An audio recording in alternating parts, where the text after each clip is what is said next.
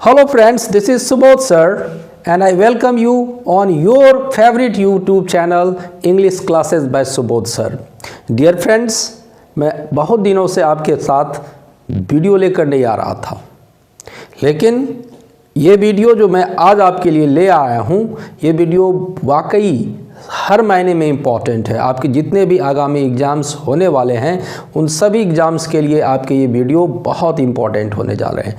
क्योंकि इस वीडियो में मैंने सब्जेक्ट वर्ब एग्रीमेंट चैप्टर से ऐसे अनेक सारे रूल्स को लेके आया है जो आपके लिए वेरी सिग्निफिकेंट रूल्स हैं।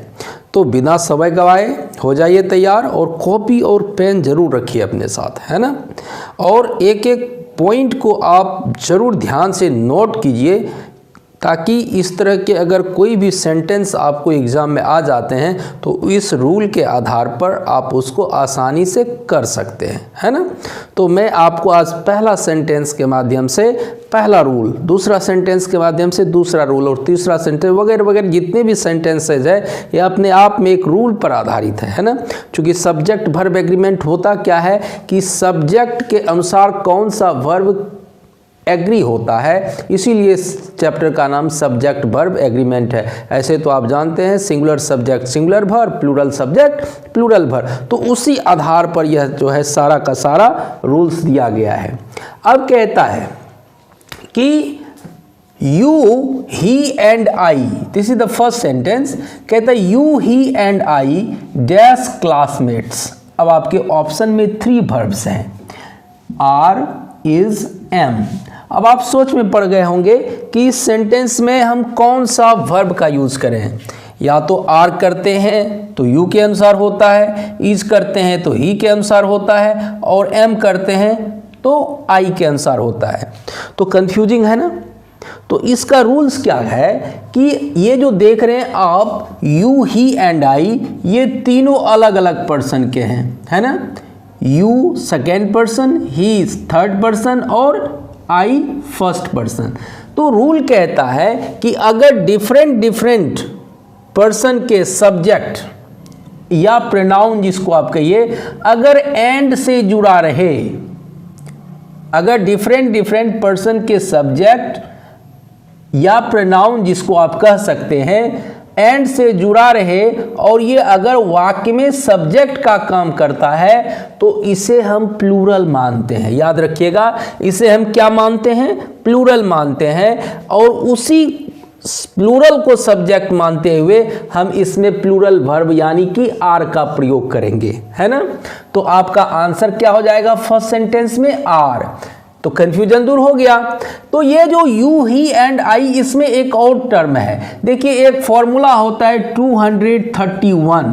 इस फॉर्मूला को देखिए, जब हम ये फॉर्मूला अप्लाई करते हैं तो तीनों पर्सन अगर एक सेंटेंस में आ जाए, तीनों अलग अलग मतलब कि पर्सन के प्रोनाउन आ जाए, तो पहले हम सेकेंड पर्सन यूज करेंगे, तब हम थर्ड पर्सन यूज करेंगे और उसके बाद हम फर्स्ट पर्सन यूज करेंगे। ये आप ध्यान दीजिएगा, उसी के अनुसार यह सेंटेंस है।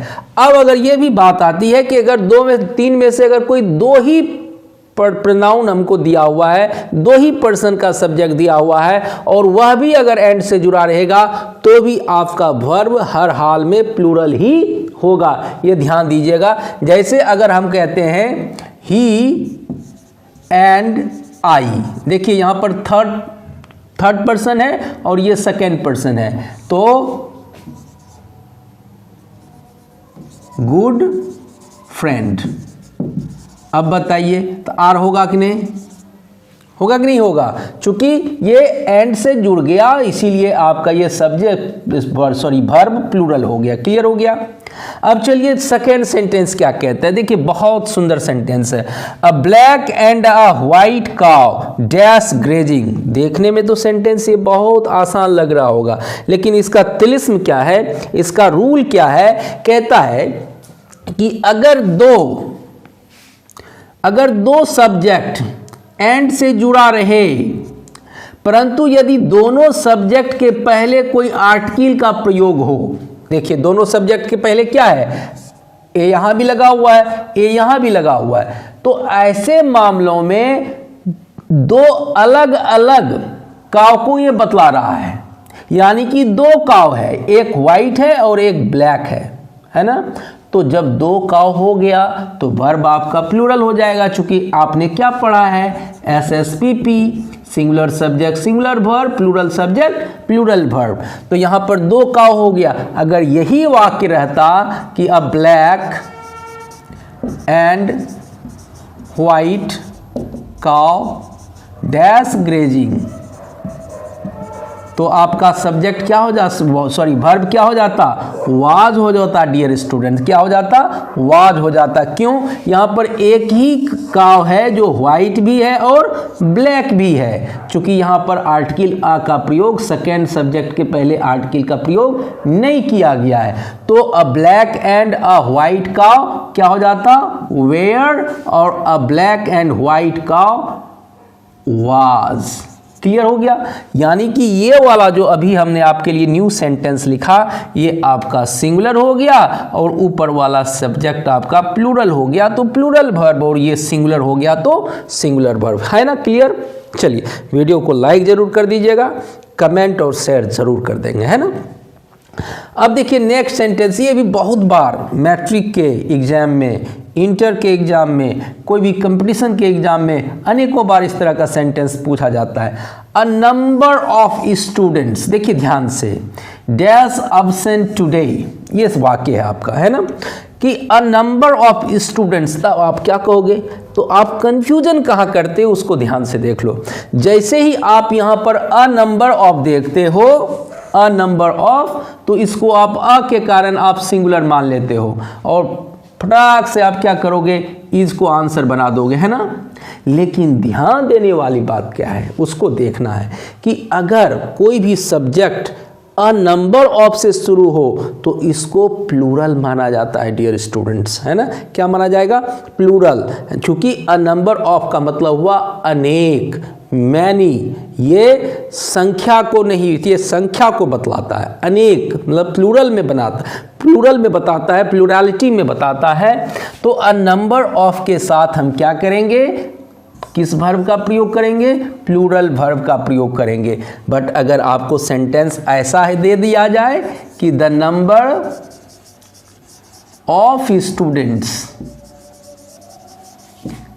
तो डैश यहां पर दे देंगे 30। तो अब आपका देखिए, अगर यही सेंटेंस आपका द नंबर ऑफ से शुरू हो जाए तो ये निश्चित संख्या को बताता है, तो क्या हो जाएगा, यहाँ पर आपका सब्जेक्ट से सॉरी वर्ब क्या हो जाएगा, इज हो जाएगा। तो फर्स्ट वाला अ नंबर ऑफ से शुरू हो तो वर्ब आप प्लूरल देना है, द नंबर ऑफ से शुरू हो तो वर्ब आप क्या देंगे, सिंगुलर देंगे। क्लियर हो गया ये बात। थर्ड सेंटेंस भी आपका क्लियर है। चलिए फोर्थ की तरफ देखते हैं, ये भी अपने आप में एक बहुत इंपॉर्टेंट रूल है। अब फोर्थ सेंटेंस कहता है not only the students but also the teacher dash present.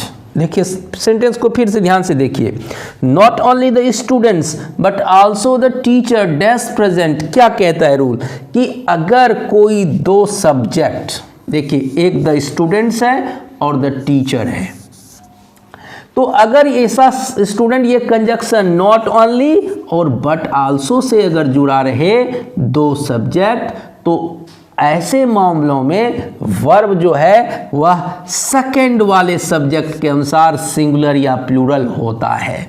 यानी सेकंड सब्जेक्ट को आपको देखना है, चूंकि नॉट ओनली और बट आल्सो से जुड़ा हुआ है तो आपको क्या देखना है, सेकंड सब्जेक्ट। तो सेकंड सब्जेक्ट आपका क्या है, सिंगुलर है या प्लूरल है। अगर सिंगुलर रहेगा तो वर्ब हम सिंगुलर लगा देंगे, अगर सेकंड सब्जेक्ट प्लूरल रहेगा तो वर्ब प्लूरल लगा देंगे। चूंकि यहाँ द टीचर है इसीलिए आपका सब वर्ब क्या हो जाएगा डियर स्टूडेंट्स, यहाँ पर वाज का प्रयोग कर देंगे। क्लियर हो गया। अगर ऐसा ही रहता कि not only the teacher but also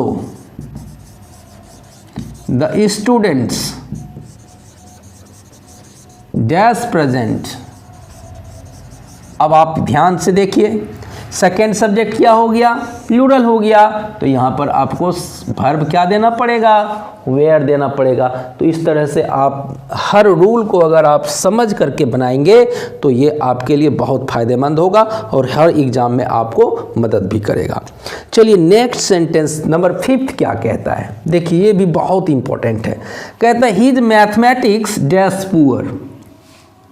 ऐसे जो हमारे स्टेट के स्टूडेंट्स हैं उसका मैथमेटिक्स पुअर होता नहीं है, लेकिन यहाँ पर कोई ख़ास मैथ, जैसे आप देखेंगे पढ़े होंगे कि कुछ सब्जेक्ट जैसे मैथमेटिक्स, सिविक्स, इकोनॉमिक्स, कुछ बीमारियों के नाम जैसे मीजल्स है ना, मम्प्स, जैसे कि आप ये ले लीजिए न्यूज़ है ना, स्टैटिस्टिक्स, फोनेटिक्स, ये सभी अपने आप में क्या होता है, सिंगुलर होता है ना।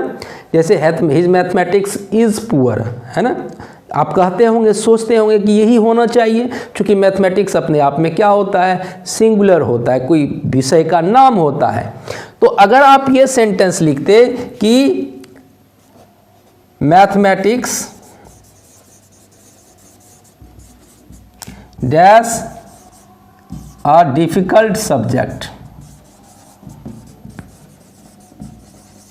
देखिए मैथमेटिक्स जब अकेले आप में हो तो यह सिंगुलर माना जाता है, तो ऐसे मामलों में हम इज़ का प्रयोग करेंगे। क्या करेंगे, mathematics is a difficult subject, clear. लेकिन अगर यहाँ पर इस प्रकार का पॉजेसिव प्रोनाउन दिया रहे, याद रखिएगा, हिज दिया रहे, हर दिया रहे, योर दिया रहे, तो यहाँ पर मैथमेटिक्स के साथ ऐसे मामलों में जहाँ गलतियाँ होती है उसको ध्यान से देखना कि हिज मैथमेटिक्स के साथ ये अपने आप में प्लूरल हो गया, इसीलिए यहाँ पर हम इसका प्रयोग आर का प्रयोग करेंगे। तो क्या हो जाएगा, हिज मैथमेटिक्स आर पुअर है ना, पौर्टिलिस्म है ना, इसमें ध्यान देने वाली बात है।